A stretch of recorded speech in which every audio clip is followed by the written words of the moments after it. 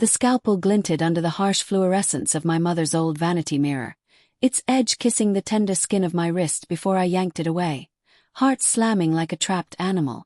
Blood welled in a thin crimson line, not deep enough to end it, but enough to feel the burn of betrayal mirror the one scorching my soul.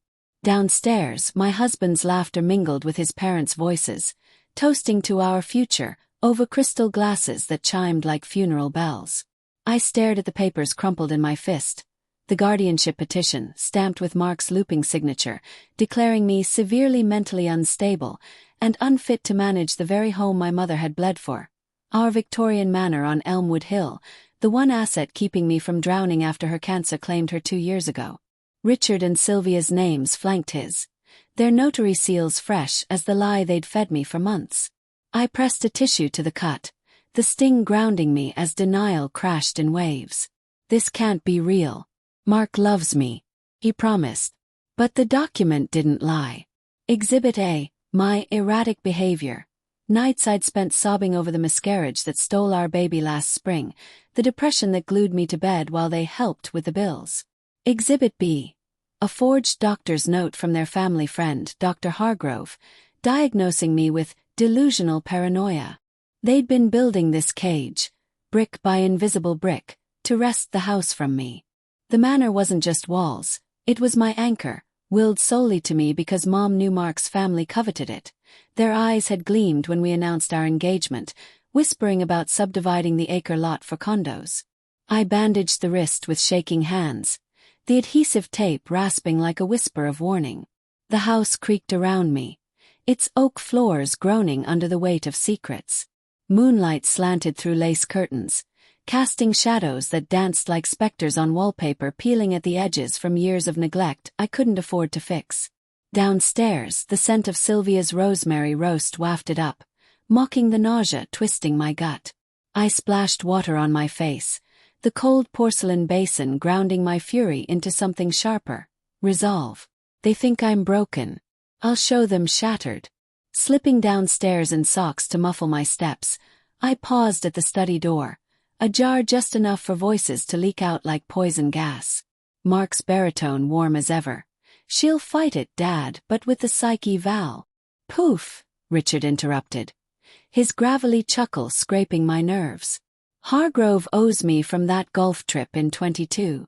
We'll have her committed by week's end. The house sells for 2.5 mil easy. We split it, invest in the firm. Sylvia's voice, silk over steel. And Mark gets his freedom. That girl's been a weight since the baby. Imagine, grandkids from someone stable." My knees buckled against the wall, nails digging into wood until splinters bit back. Heartbreak bloomed, hot and visceral, imagining Mark nodding, his green eyes, the ones that once lit for me, now dull with complicity. "Baby, go home." Rage followed, a red haze blurring vision, fantasies flashing, smashing their glasses, screaming until windows shattered. But guilt nipped at it, had I pushed him away. The endless crying, the pills I hid in the bathroom cabinet. Doubt wormed in, maybe they're right. Maybe I am unfit.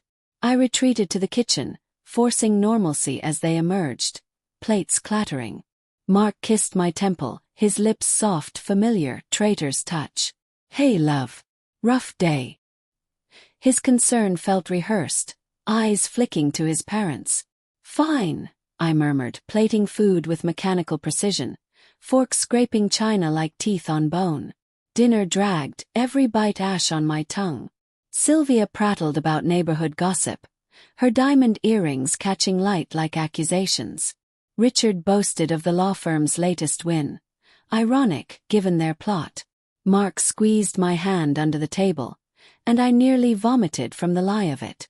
That night, in our four-poster bed with its sagging mattress, Mark's arm draped heavy over me, snoring softly.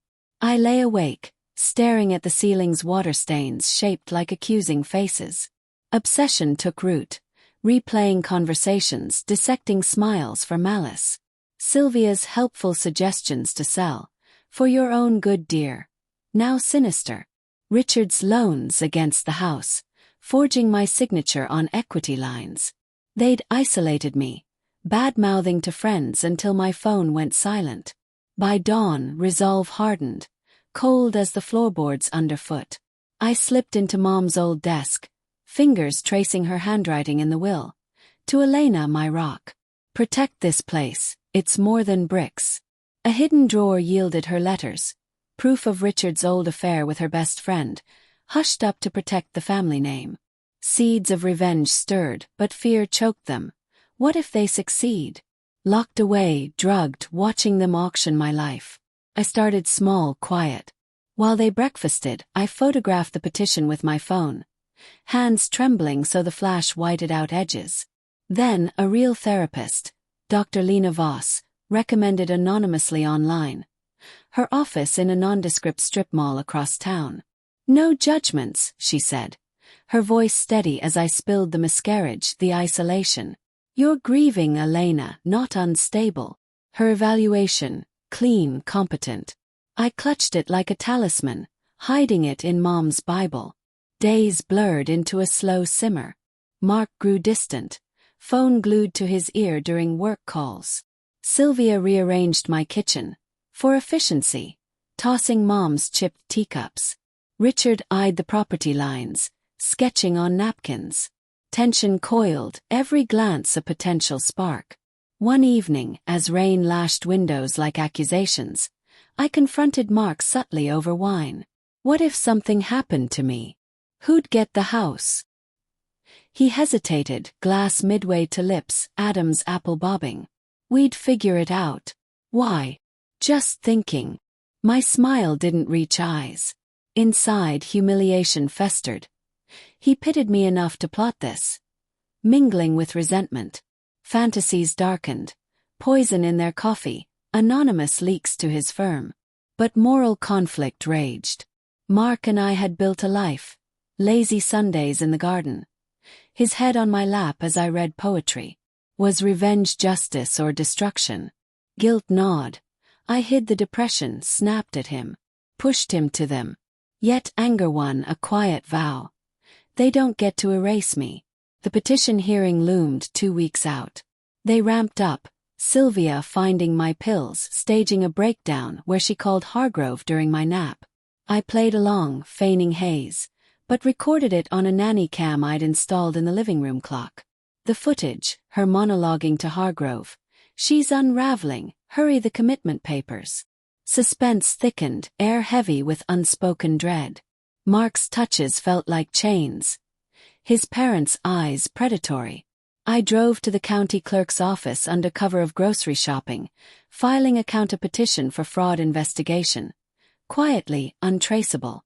Heart pounding, clerk's stamp echoing like a gavel. Nights, I pored over documents by flashlight, the manor's ghosts whispering encouragement.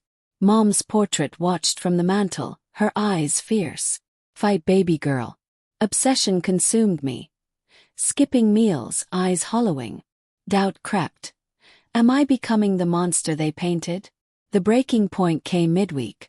Returning from a walk, I caught them in the study, blueprints spread. The manor demolished for luxury townhomes, their names on the developer contract. Mark grinned.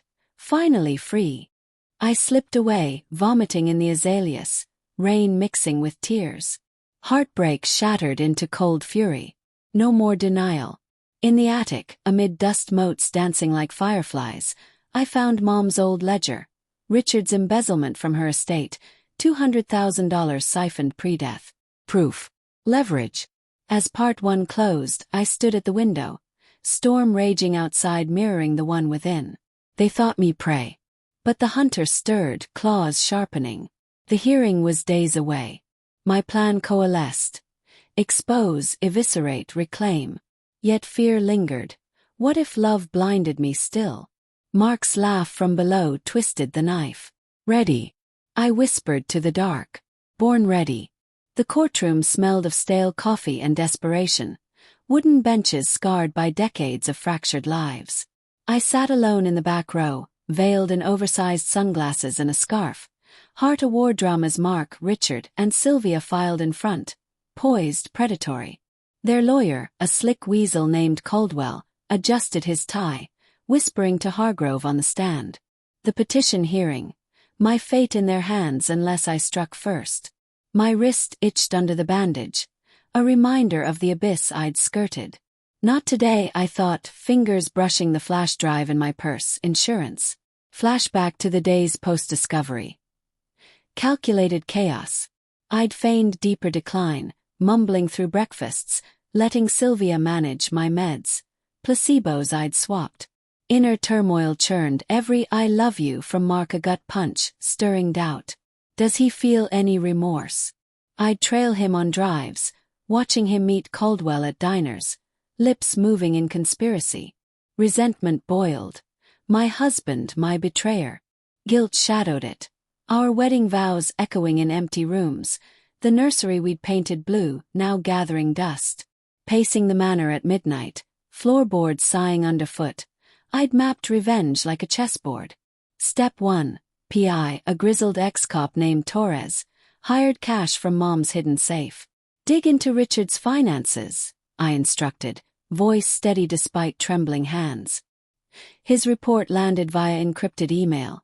Richard's law firm cooked books, kickbacks from developers, laundering through shell companies. Sylvia's charity galas, fronts for money pits, and Mark. Complicit sign-offs on falsified audits. Poetic. Their greed would choke them. Suspense built in whispers. Close call Thursday. Sylvia rifling my desk, nearly finding Voss's eval.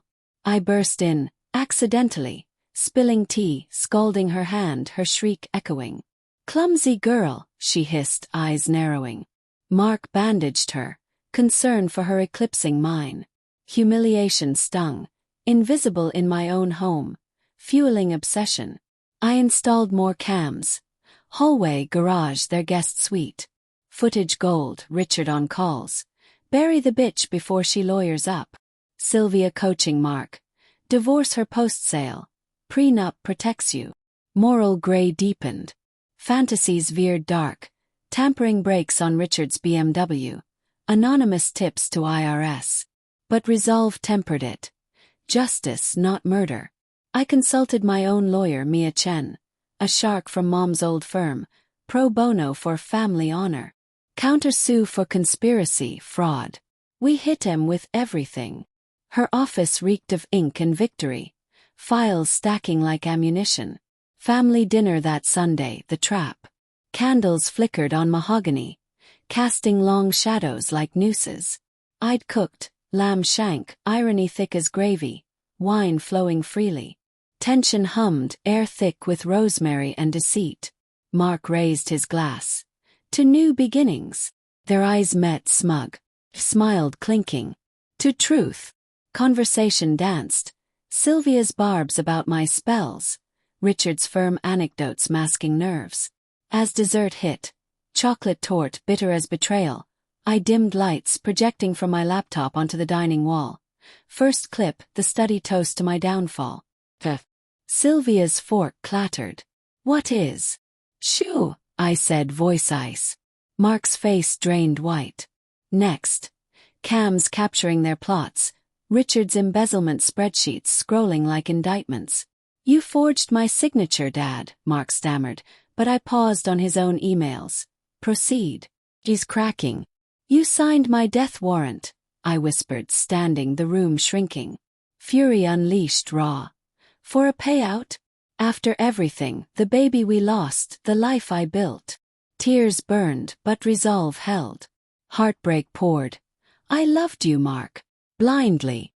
Chaos erupted. Richard lunged for the laptop. I sidestepped, heel grinding his toe. Cops en route, I said calmly, Torres's text buzzing. Sylvia wailed, she's mad. Delusional. But I played Voss's eval, my counterpetition. Guardianship over them for elder abuse on each other. Her bruises from his rages documented. Mark grabbed my arm, eyes pleading. Elena, please, it was them. I doubted, but I couldn't leave you penniless. The final clip, him alone laughing to a buddy. Jackpot. She's toast. His face crumpled. I panicked. The debt. From your gambling. Torres's report. Humiliation twisted his features. Mine hardened. Police sirens wailed distant, closing in like fate. In the courtroom now, as Coldwell called Hargrove, I rose. Your Honor, new evidence. Mia presented the drive. Full dossier authenticated. Gasps rippled. Richard sweated through his suit, Sylvia's lipstick smeared from frantic blotting. Mark's eyes begged across the aisle, love? Regret. Too late. Testimony flew. Torres on stand detailing fraud. Hargrove cracked under cross. Richard pressured me. Debts. The judge's gavel cracked like thunder. Petition dismissed, countersuit approved. Freeze on assets, investigation launched. Outside rained slick steps, they clustered, Sylvia shrieking. You bitch! Richard silent, broken. Mark cornered me. We can fix this. I still. No. I handed divorce papers, cold as autumn wind. The house stays mine. You get nothing. His face shattered, poetic justice. But the twist gutted me. As he turned, a positive pregnancy test burned in my pocket, conceived pre-betrayal. Child. I'd raise them alone, strong in Mom's home. Guilt flickered, depriving a father. But resolve drowned it. He chose them. They scattered as indictments loomed. Richard disbarred, Sylvia's charities probed, Mark jobless. I stood on the manor porch that night. Wind whipping hair, horizon bruised purple. Vengeance tasted bittersweet. Victory laced with loss. The baby kicked, first flutter, promising new life amid ruins. Inside Mom's portrait smiled. You did it. But in quiet moments, doubt lingered. Was I avenger or destroyer? The house creaked approval, secret safe. Revenge complete, yet the real battle, forgiving myself, began.